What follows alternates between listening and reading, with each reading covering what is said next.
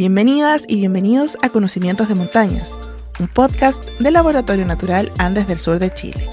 Aquí conversamos sobre la ciencia, las comunidades y los saberes que habitan las montañas del sur. Desde la academia, las políticas públicas y los territorios, abrimos espacio a distintas voces que piensan, sienten y trabajan con y desde la montaña. Acompáñanos en este recorrido entre cumbres, bosques y conocimientos compartidos. Hola, estamos acá nuevamente en el podcast Conocimientos de Montaña del proyecto Laboratorio Natural Andes del Sur. Esta vez hablaremos sobre el pasado. Estamos con Alejandra Juana Martel Sea. Alejandra, me dijiste que firmás como Alejandra. Claro, el nombre artístico académico. El nombre artístico académico. Juana se llama mi madre. Juana, y por eso también te llamamos Juana. Uh-huh. Bueno, primero voy a presentar a Juana. Doctora Alejandra Martel Sea, bióloga especializada en paleoecología, paleoclimatología. Es licenciada en Ciencias Biológicas de la Universidad Austral de Chile, magíster en Ciencias Biológicas con mención en Ecología de Zonas Áridas de la Universidad de La Serena, uh-huh, y doctora en Ecosistemas Forestales y Recursos Naturales de la Universidad Austral de Chile. Mira, te has formado entre el norte y el sur. Exactamente. Uh-huh. Su investigación se centra en reconstruir los cambios ambientales y climáticos del centro-sur de Chile durante los últimos 20.000 años, utilizando indicadores como el polen fósil. Actualmente se desempeña como investigadora postdoctoral en el Centro de Estudios Avanzados en Zonas Áridas, el CEAZA, donde continúa explorando las dinámicas ecológicas y climáticas del pasado para comprender mejor los desafíos ambientales actuales. Bienvenida, Alejandra, a este nuevo capítulo, ya vamos como en el 7º, creo, ahí Katia me va a corroborar. Muchas gracias por la invitación. Bienvenida a este espacio de encuentro, ya hemos hecho algunos capítulos hablando de distintos temas, ¿no? Nos interesan los conocimientos de montaña en sus distintas perspectivas, no discriminamos en disciplinas, más bien integramos, nos interesa conocer las distintas perspectivas. Entonces, bueno, primero que nada, nos gustaría preguntarte ¿qué estudia la paleoecología y la paleoclimatología? Así a grandes rasgos, una definición sencilla, simple de lo que significa esto paleo. Claro, ambos conceptos engloban reconstrucciones ambientales pasadas en el sentido de que cómo la biota, por ejemplo, cómo ha cambiado la vegetación, modulado principalmente por el clima. Uh-huh. Entonces uno va a esperar que en el pasado, a escala de cientos a miles de años, uh-huh, va a haber periodos con más precipitaciones o más temperaturas o al revés, y la vegetación como respuesta ecológica va a estar manifestándose de cierta forma. Por ejemplo, estamos justo ahora en Valdivia, que está el bosque valdiviano, uh-huh, pero estamos rodeados del bosque siempre verde, en los cerros más cercanos, a las montañas en los Andes, uh-huh, y hacia el norte tenemos una vegetación que, más hacia el Biobío, hacia el norte, más mediterránea, asociada al bosque esclerófilo, y que son otros componentes, otra flora. Uh-huh. Entonces, eso se ha movido a través del tiempo, ya sea desde los últimos 10.000, 20.000 años. Por ejemplo, el momento más cálido que se conoce más o menos es lo que se llama, aparte del actual calentamiento, que es bastante severo, uh-huh, durante el Holoceno, uh-huh, temprano, que fue ahí depende mucho, pero la parte más calurosa o con menor precipitaciones ocurrió hace 8.000, 9.000 años. Y ahí ¿qué temperatura había ahí? Mira, por lo general, al parecer se parecía mucho a la actual. ¿Ya? Pero ahí depende, porque hay que hacer reconstrucciones cuantitativas, lo cual todavía estamos en progreso, uh-huh, en la parte de Patagonia. Pero sí, un análogo actual del calentamiento que se viene ahora para el siglo XXI podría ser este otro periodo que fue muy cálido y también asociado a alta variabilidad de precipitaciones, que fue durante el Holoceno temprano. Y se caracterizaba ambientalmente porque el bosque siempre verde está un poquito más retirado, hacia la montaña, mucha actividad de incendio, mucha. O sea, Chile Centro-Sur se está quemando básicamente. Hace 8.000 años. Exactamente, uh-huh, 9.000 años. Casi todos los registros paleoambientales que han ocurrido en latitudes medias, esto muestran este incremento en la actividad de incendio, uh-huh, que puede estar está plateado justamente por estas condiciones un poco extremas de las precipitaciones y temperaturas. Ahora, siempre ha sido como la pregunta, ¿cómo ha sido el factor humano en esta dinámica? Siempre se ha visto, hay un paper muy bonito de Eugenia Galló, que lo sacó como el 2018-2019, donde habla justamente un cambio en el paradigma en cuanto a cómo se pensaba que estos paleoambientes de miles de años hacia atrás eran como medio prístinos, que solamente habían disturbios por fuego, por volcanismo, ya que podían destruir el paisaje y después la resiliencia de los bosques vuelve a colonizar.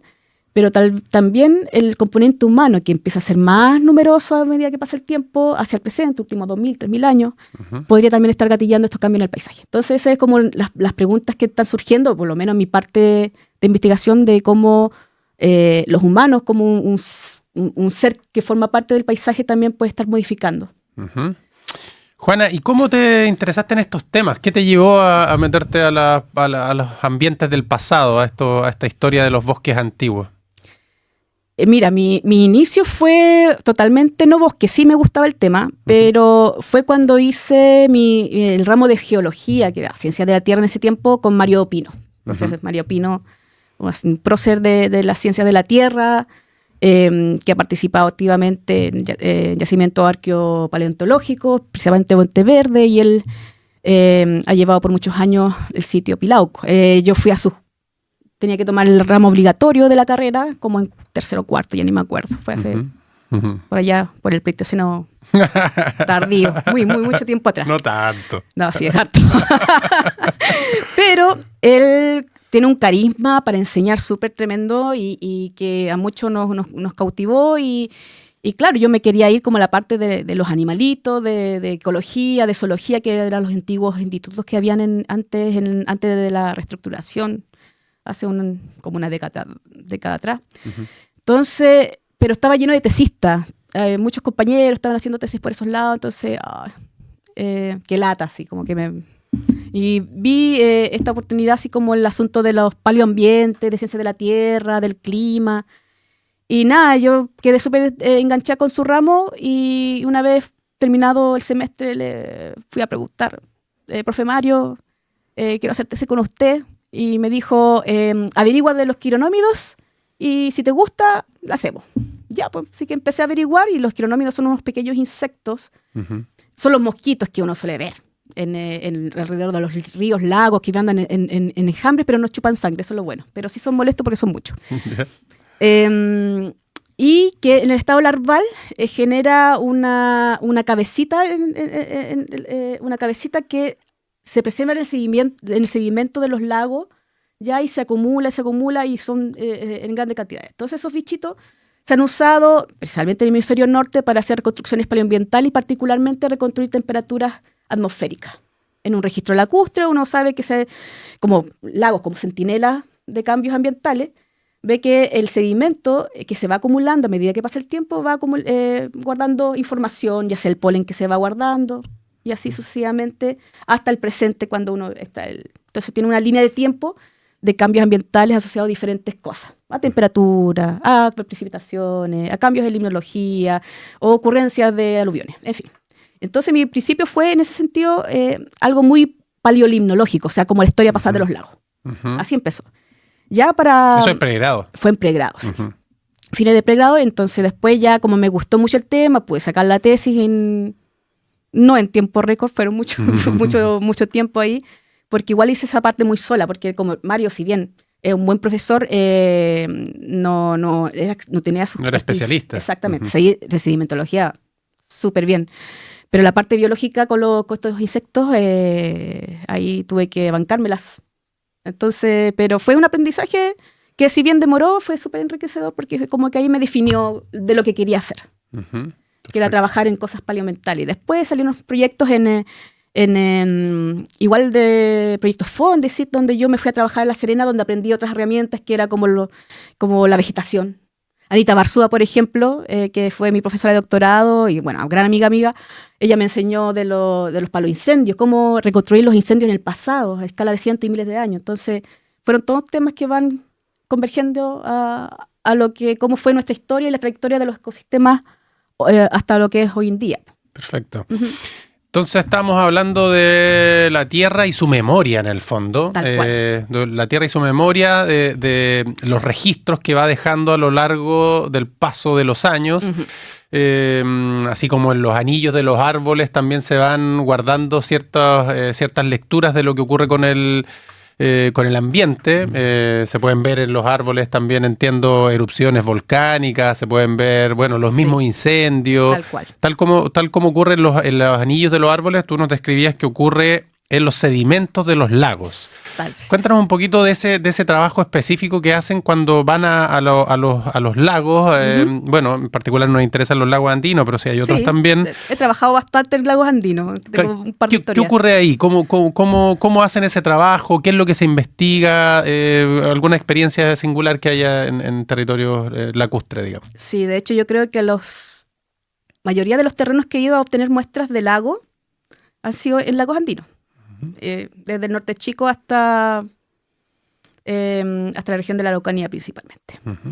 Entonces en esa satisfacción la complejización del terreno es bastante alta porque nosotros tenemos que llegar al lago a sacar así como tubos de sedimento que puede ser desde 1 metro, ya que son los más superficiales, que puede incluso tener en sistemas que son menos productivos, clásicos de los Andes.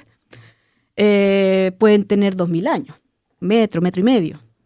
Pero a veces uno puede ir más abajo con instrumentación especial que es compleja y pesada, y uno puede llegar a sacar una lonja como de 4 o 5 metros de registro sedimentario. Y puede haber 8.000, puede haber 20.000. Eso es como la sorpresa y uno ahí trata de apostar de cuánto podríamos sacar y cuál es el lapso de tiempo que vamos a reconstruir. Entonces, ¿qué es lo que se hace? Son terrenos complejos porque se lleva mucho equipamiento. Hay que pensar de que hay que estar en una plataforma que flote. Entonces ya tienes que trabajar por lo menos en 3 metros cuadrados.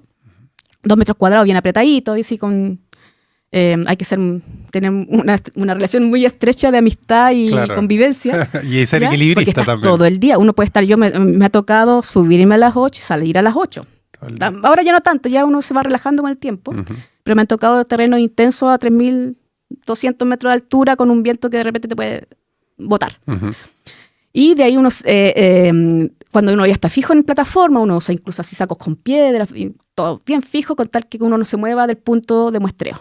El punto de muestreo, por lo general la plataforma tiene un hoyo al medio donde sale el barreno, que es un aparato para poder extraer el sedimento. Por lo general uno va sacando de 1 metro a 1 metro en el mismo hoyo. Entonces cuando va sacando ya, baja la quinta vez, ya estáis sacando 5 metros. Claro. Entonces tú lo pones en una mesa las lonjas de sedimento, que parece como una salchicha larga, así como de varias partes. Tiene 5 metros en total. Y eso se va a hacer análisis en laboratorio. Ahora, de hecho, hay un laboratorio nacional que lo hace en Punta Arenas, que es Cronoaustral, pero por lo general se manda al extranjero para ver cuál es la fecha del registro. La base, por ejemplo, cuál fue la última muestra que sacamos. Ya, tenemos 5 metros, tenemos 8.000 años. Tenemos una historia hasta la actualidad, generalmente ocurre, de los últimos 8.000 años. Entonces, la parte de laboratorio es lo que más tarda, como muchas de las ciencias que hay. Entonces estamos, no sé, una semana en terreno, sacamos varias muestras o 2 registros sedimentarios en un lago y de ahí tenemos trabajo para todo el año. Perfecto. Sí. La logística de terreno es compleja, pero es satisfactorio y es entretenido.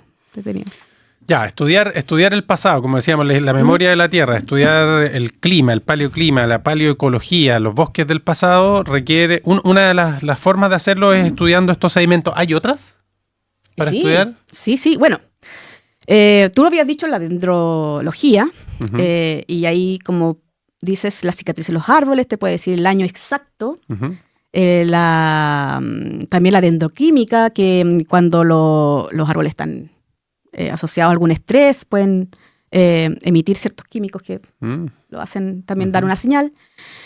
En el norte de Chile, por ejemplo, hay una forma de ver en ambiente ultra seco, o sea, por ejemplo, cosas orgánicas en el desierto hiperárido de Atacama. Hay pocas cosas que se pueden fechar porque hay problemas. El fechado de radiocarbones depende del contenido de materia orgánica, ¿ya? y que no se haya reciclado por el tiempo. En fin, pero no tenemos lagos tampoco porque es súper seco. Entonces, en Roqueríos hay madrigueras de ratones y a veces hay unas hiperfósiles, súper fósiles. O sea, por ejemplo, Antonio Maldonado, Claudio Latorre, otros autores académicos que han trabajado en estos sitios, Eugenia de Porras también, han encontrado, por ejemplo, Antonio Maldonado, que fue mi profesor del magíster y actual patrocinante del postdoc, su tesis doctoral la hizo con madrigueras que tenían 50.000 o más años. Entonces si bien no tienes una secuencia continua como un sedimento de lago que almacena, cada centímetro tiene su año y esa es la historia bonita de tener un camino, estos son fotografías en el tiempo. Entonces tiene Roquerío en un sector, no sé, la región del Chaco en Atacama o más en Huasco, ¿ya? Y ves que tienes varios depósitos de paleomadrigueras, de ratoncito, y que está compuesto por caquita del ratoncito, que está con vegetación, que va recolectando para alimentarse, y que todo eso está solidificado con el pipí, que es muy concentrado porque, claro, hay poca agua, y el agua la estamos obteniendo de las plantitas, básicamente. Entonces son unos bloques así, no huelen feo, ¿eh? Pero sí huelen raro. Y uno ve los pellets de caquita y eso uno lo puede analizar para ver polen, restos de insectos, ya también para obtener los fechados para ver, oye, esta madriguera tiene 12.000 años. Claro. Entonces ahí se da cuenta de todos estos estudios en el norte de Chile que ocurrieron momentos de mucha humedad, que son los responsables de que actualmente en las napas freáticas haya agua, y que es agua muy antigua, ¿ya? Y eso es como una de las historias más bonitas, por lo menos, además de registros lacustres o dendro, ya que uno puede obtener información. Registros marinos, por montones. Hay en Mascarito, sí, porque hay que ir con un crucero de expedición científica a sacar... sedimentos marinos también. Sí, sedimentos marinos. Ahí el arsenal es un poco más regional y se puede contar historias más de la productividad del mar, periodos de anoxia. ¿Qué sería la anoxia? Anoxia es cuando la columna de agua se queda sin oxígeno, ya sea por cambios en la productividad de la columna de agua, que está dado por los microorganismos, algas fotosintéticas, que en algún momento llegan a un colapso y hay una zona que se llama en el mar de anoxia, que se puede estar moviendo en profundidad, de arriba hacia abajo. Entonces se puede reconstruir también la productividad primaria, que se puede hacer a través de restos de diatomías marinas, por ejemplo. ¿Qué más? Ahora en Chile llegó un aparato súper bacán, que está en la Universidad de Concepción, en el centro EULA, que está administrado por el decano Roberto Urrutia y la académica Denise Álvarez. Ellos ganan un Fondequip donde uno puede meter una muestra, ya una muestra de sedimento, una lonja o cualquier otro tipo de muestra, y emite unos rayos especiales, lo voy a decir simple, sí, unos rayos basados en DX que excita ciertos elementos y dice cuánto fierro tiene, cuánto... Su composición química. Exactamente, de elementos trazas, que eso tienen que ver también con la geoquímica, ya sea no solamente de sedimentos marinos, sino también sedimentos de aguas continentales, o incluso si se adapta el aparato, porque lo que hace es escanear. También hay unos aparatos que son como manuales, como una pistola, que hacen lo mismo, pero no tan preciso. Entonces hay como diferentes formas de poder obtener información. Isótopos, así, un montón, sí. Juana, entonces, bueno, es importante hacer el estudio de los paleoclimas, de los paleoambientes, para poder entender cómo se comportó la Tierra en el pasado. La tierra, el clima, en fin, la biosfera en su conjunto. Y en territorios de montaña en particular, ¿cómo está el estatus del conocimiento de estos estudios paleoclimáticos, paleoambientales? Tú en particular te dedicas a estos temas, bueno, Ana, fósiles, en fin, pero ¿cómo está la investigación en territorios de montaña respecto a este tema? ¿Es poco desarrollada? ¿Tiene altos niveles? ¿Faltan investigadores? ¿Cómo es el estatus de eso un poco? Todas las anteriores. Mira, ¿hay gap de información? Sí, un montón, especialmente geográfico. Los Andes y también la cordillera de la costa, ya un poco más hacia la parte que conocemos nosotros acá en Valdivia. Los Andes tiene una particularidad que puede representar todo el gradiente climático desde los Andes a las zonas altas hasta las zonas bajas. O sea, tú vas a ver que la vegetación va a tener un gradiente de cobertura. Mientras más alto, menos cobertura de plantitas. En el momento claro, actual. Sí. Tú tienes un gradiente climático y biogeográfico súper interesante que lo puedes encontrar en casi cualquier parte de centro-sur de Chile, ¿ya? Y vas a encontrar que va a disminuir la precipitación hacia abajo, ¿ya? Por el efecto orográfico tiene, las temperaturas van a bajar a medida que uno va subiendo por el enfriamiento adiabático, ¿ya? Entonces uno puede condensar esa información en una reconstrucción paleoambiental. Por ejemplo, en mi tesis magíster yo trabajé en un lago, en un laguito a 3.000 metros de altura en la Ligua hacia arriba, ¿ya? Y lo que pude hacer con el polen fósil fue reconstruir los cambios en altitud de las formaciones vegetacionales. Porque claro, tú vas a ver en los Andes que la distribución se va a distribuir en pisos. Un piso inferior, por ejemplo, el preandino, que va a ser donde está la línea arbórea, ya después matorrales, ya cuando se pone un poco más seco y más seco o más frío, y así después viene el herbazal andino, ya eso se nota un poco más en Chile Centro, pero también se puede ver acá, por ejemplo, si uno va a Lonquimay y de repente estás en el bosque de Araucaria y de repente pasaste la estepa. Claro. ¿Ya? Entonces los Andes tienen esa gracia de tener estas características en forma especialmente compacta. Todos los climas de Chile en un gradiente altitudinal. Y en ese sentido podría compensar un poco la falta de información que hay, no sé, hay reconstrucciones paleoambientales en Patagonia, varios, asociados a los Andes principalmente, que son zonas más fáciles de llegar, especialmente por la parte de la estepa hacia el bosque. ¿Ya? Si no, también hay varios trabajos interesantes también en los fiordos, pero hay.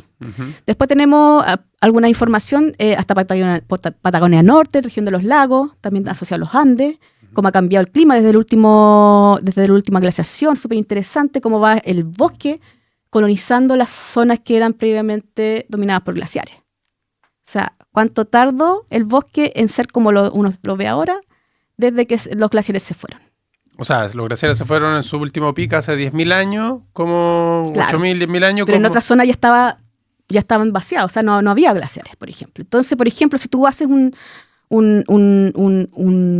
registro del lago, por ejemplo, Patricio Moreno, que es un académico de la Universidad de Chile que ha trabajado en varios sitios en la región de los lagos con Chiloé, ve que hace una reconstrucción ambiental cerca del seno del Roncaví, que era un glaciar, claro, hace 20.000 años, ¿ya? Y vas viendo desde que entre los 19, 18, 17 hasta los 12.000 años, que el bosque va empezando a colonizar de a poquito porque este cambio a veces fue muy gradual, ya en miles de años.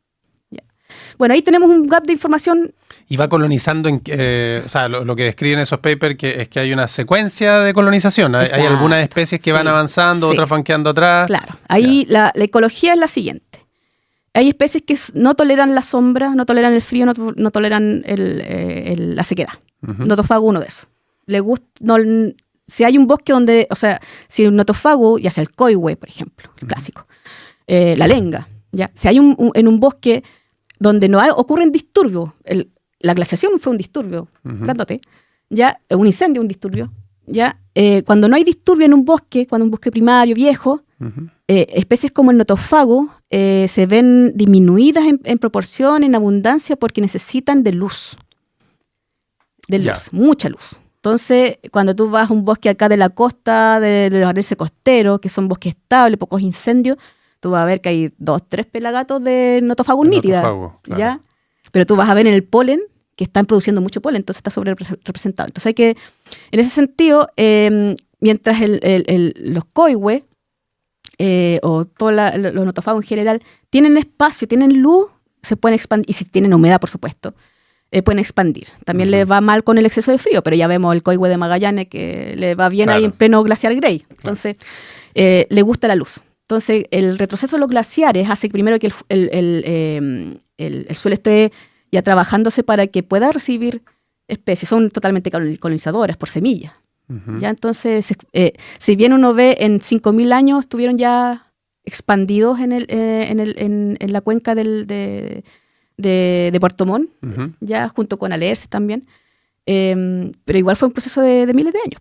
Esos fueron los primeros colonizadores. Exactamente. O sea, el primer colonizador siempre son las plantas más menores. Claro. Líquenes, musgo, primero. Pastitos, claro. la estepa. Si tú vas al lado de un glaciar, vas a ver una combinación de algunos bosquetes ya de Nothofagus con algunas herbáceas como las ericáceas y pasto. O sea, estepa.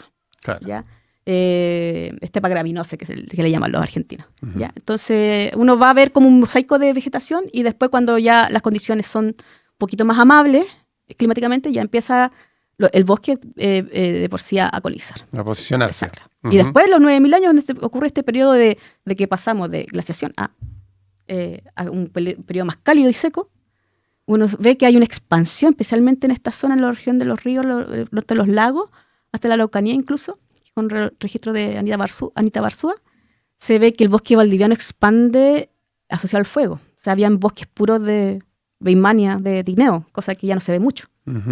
El ulmo también estaba súper expandido. Entonces, es súper interesante esa cronología de cambio asociado al bosque siempre verde con el valdiviano. Como que hay un tire y afloje ahí. Un momento de encuentro y tensión después de los incendios. Pero volviendo a los Andes, ese gradiente temporal lo podemos ver en un gradiente altitudinal de los Andes.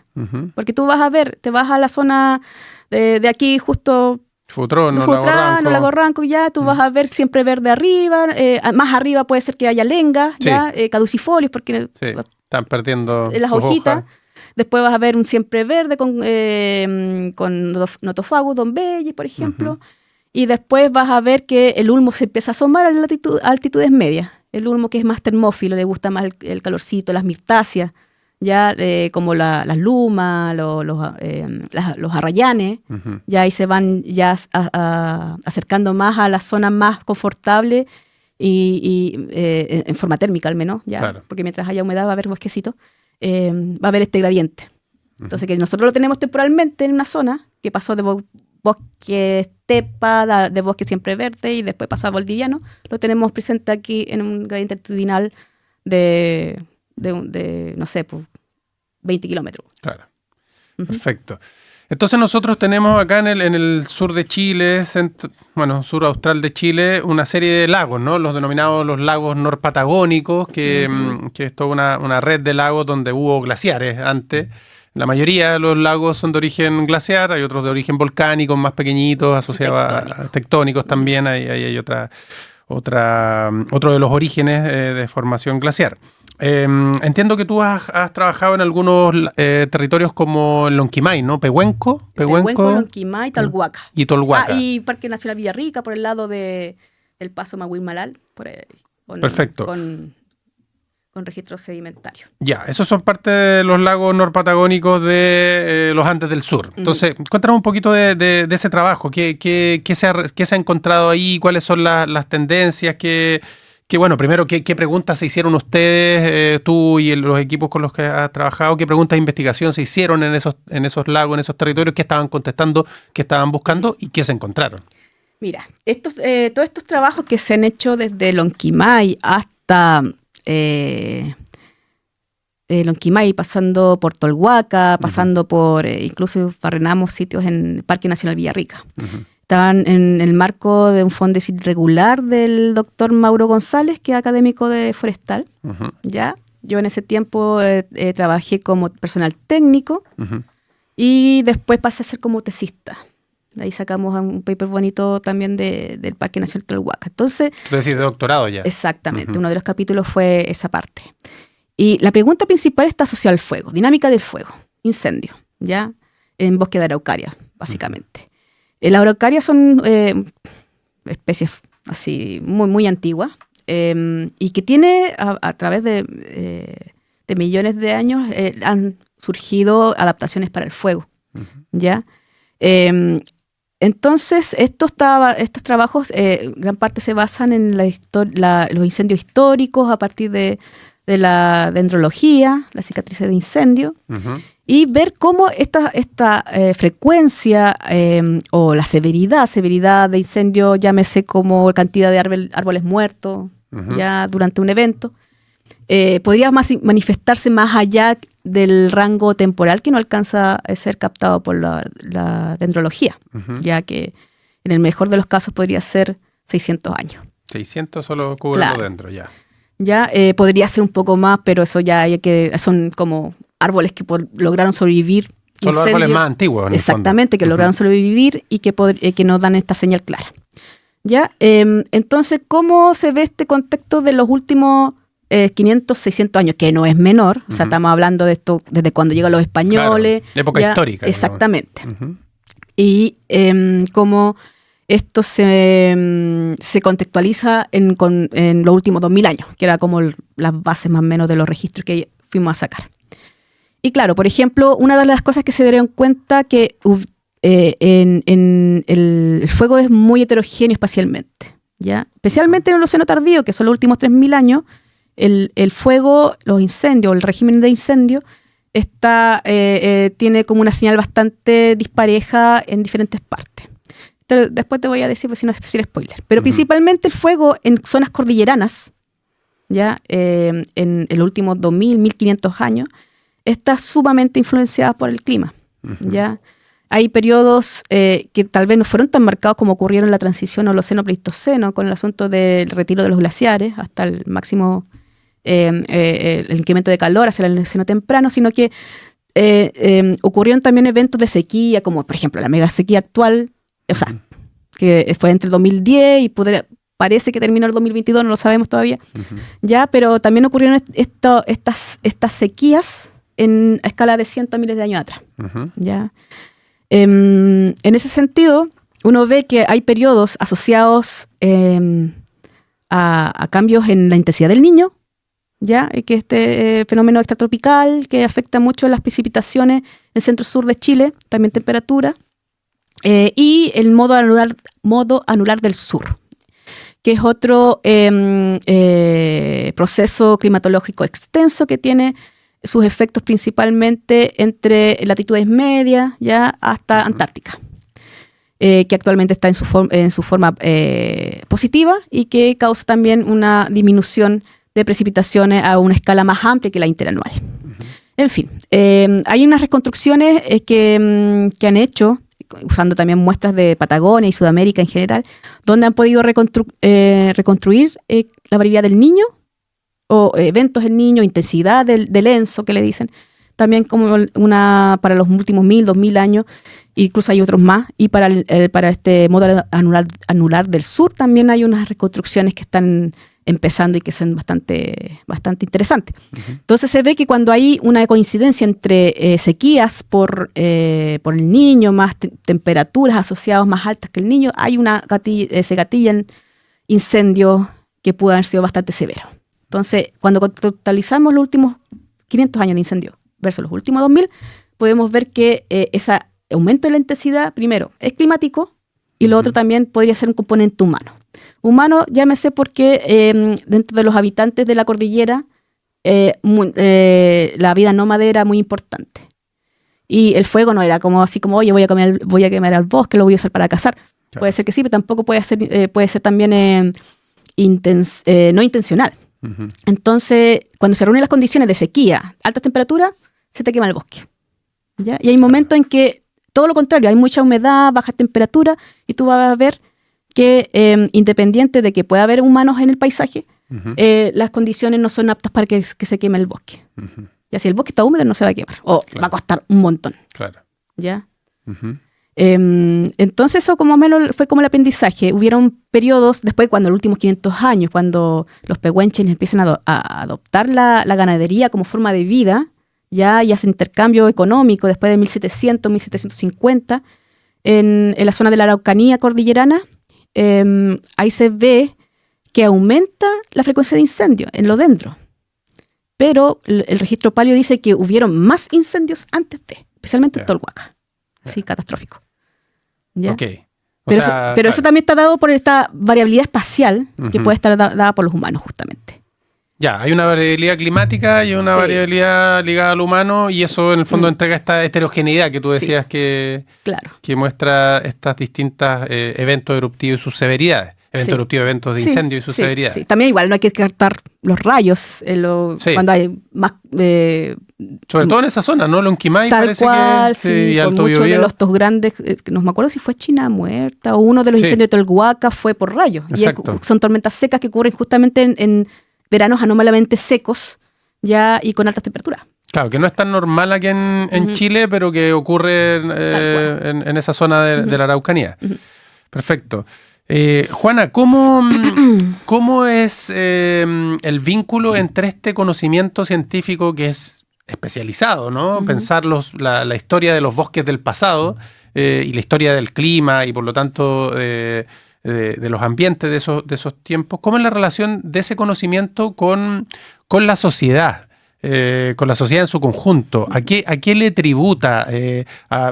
Ya hablabas un poco del cambio climático, los momentos actuales, pero en el fondo la pregunta es ¿por qué es importante hacer estos estudios de reconstrucción paleoclimática pensando en las crisis actuales y cómo se articula en el fondo este tipo de estudios con el momento actual?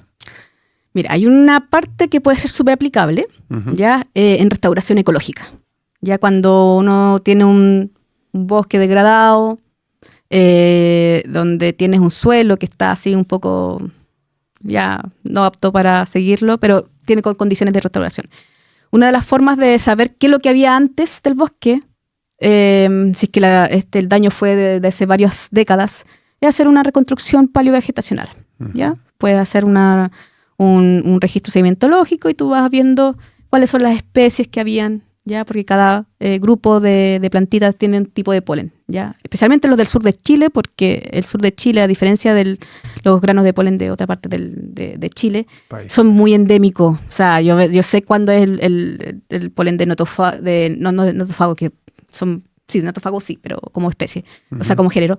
Pero, por ejemplo, el ulmo, Weizmannia, ¿ya? Que es como, puede ser Calcuvia, Palo Santo o Ulmo, que comparten el morfotipo, pero Weizmannia, el tineo, tiene una cosa así súper, súper específica. Muchas especies del bosque valdiviano.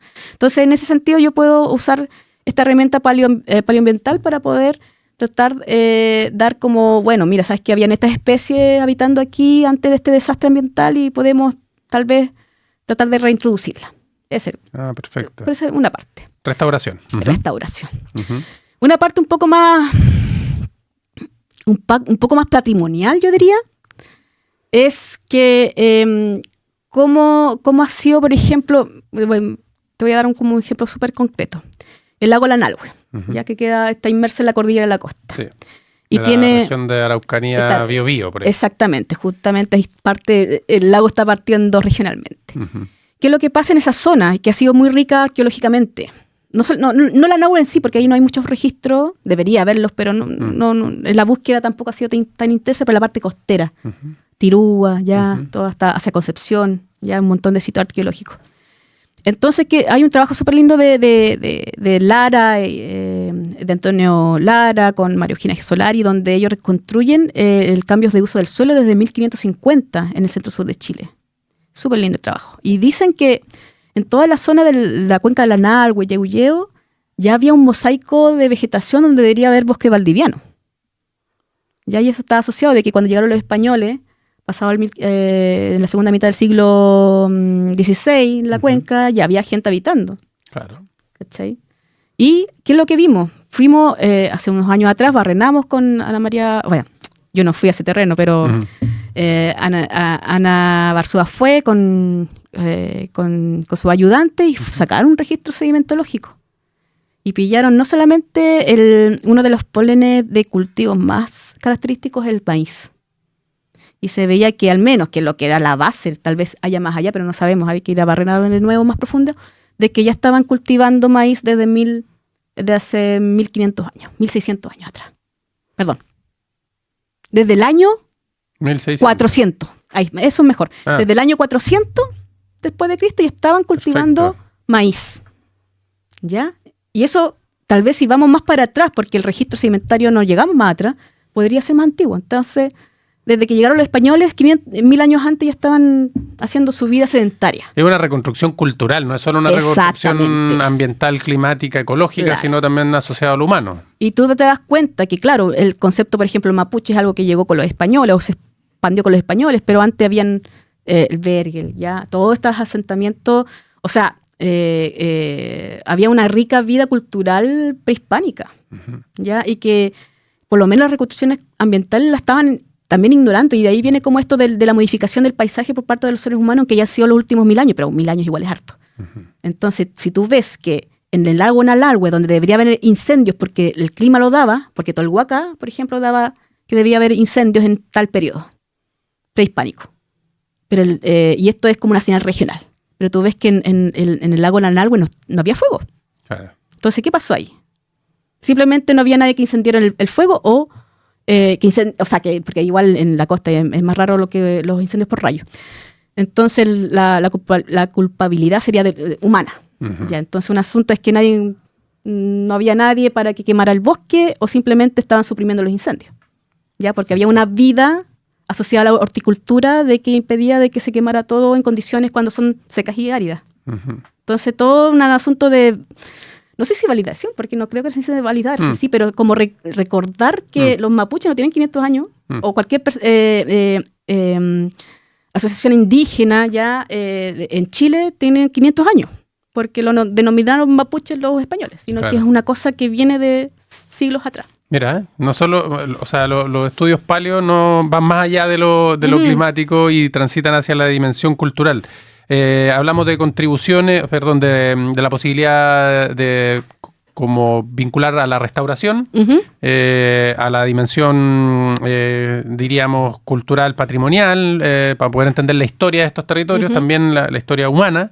Y actualmente, y con esto yo creo que ya podemos ir como cerrando la conversación, ¿cómo es que se vincula esta dimensión científica con la política o con los desafíos políticos del presente, asociado a la comunicación de la ciencia, asociado a la toma de decisiones, asociada a la mejora, ¿no? A la vinculación entre ciencia y sociedad, que es lo que busca hacer Laboratorio Natural en su perspectiva más conectadora de ciencia-sociedad.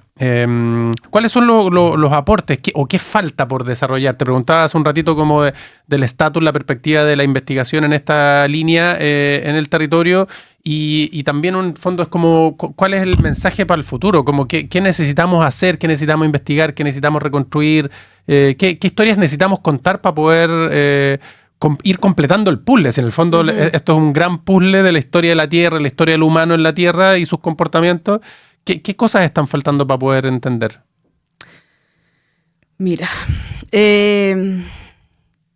más allá de los gaps de información en cuanto al espacio, en el que no hay nada entre Santiago, entre el Maule, y la región de la Araucanía, o muy poco, es ver la velocidad de respuesta hacia disturbio de las especies. Por ejemplo, uno que puede ver, ya, se quemó un bosque, ¿cuánto tardaría un bosque en recuperarse? ¿Ya? Eso en ese sentido podría ser como un aporte, y que está asociado a la restauración también. Claro, se modela. Ahora, yo creo que voy a ser súper cruda. ¿Ya? Dale nomás. Saber el pasado es aprender de las lecciones, creo yo. Y he visto, ya, es que a veces hay unas señales que son tan intensas, por ejemplo, incendios que fueron tan severos y que tengo un registro de carbón que está cubierto carboncito y que no ha ocurrido, si bien ha habido incendios catastróficos en la última década, podría ser peor, porque el pasado ha visto, y no tan pasado, se ha visto que pueden ser las cosas aún peores. Entonces, el alarma, y de hecho hay un paper muy bonito que, si bien no es de mi área, pero sí es paleo de alguna forma, es que académicos de Forestal junto con de la Universidad de Chile, un paper de René Garreau del 2017, me parece mucho, hace una reconstrucción hidroclimática de los últimos 1000 años y muestra de que la última década o el siglo XX no tiene un análogo del último 1000 años. O sea, es como warning, estamos en un periodo que no se ha repetido los últimos 1000 años y no sabemos si puede ser peor. Entonces, es más que nada llamar la atención, hacer como, ¿sabes qué? Esto hay que tomarlo bien en serio, que puede ser, incluso va a ir escalando en el futuro, y las proyecciones también del cambio climático en el peor de los escenarios se están llevando para allá, que es como la disminución de precipitaciones, y aumento las temperaturas. ¿Ya? ¿Cómo van a responder los taxas? ¿Cómo se van a mover los taxas, las especies que están en extinción? O que se distribuyen en zonas muy acotadas, claro. Justamente. Entonces, es como, oye, ¿sabes que esto se va a poner peor? Tal vez, no sé, te voy a decir una especie XX, esto se va a extinguir. Porque moverse para arriba para buscar más frío también es difícil, ¿ya? Porque también hay plantas invasoras, ¿ya? Entonces, como es tomar como lo veo yo, es como tomar una información y no dejarla así como en visto, claro. Sino que sabes que esto puede ser peor. Perfecto. Entonces, bueno, la paleoecología, la paleoclimatología es una disciplina que nos permite pensar el pasado, pero con miras al futuro, con miras a comprender la evolución de nuestro paisaje, la evolución de la vegetación y la relación del humano con ese entorno. Te agradezco, Juana, por venir a este espacio. Nosotros aquí en el podcast Conocimientos de Montaña tratamos de relevar y poner en valor las distintas disciplinas, los discursos, los conocimientos que existen sobre la montaña. Muchas gracias. Muchas gracias por la invitación. Muchas gracias adentro en el estudio. Fue un placer. Vale, muchas gracias. Adiós.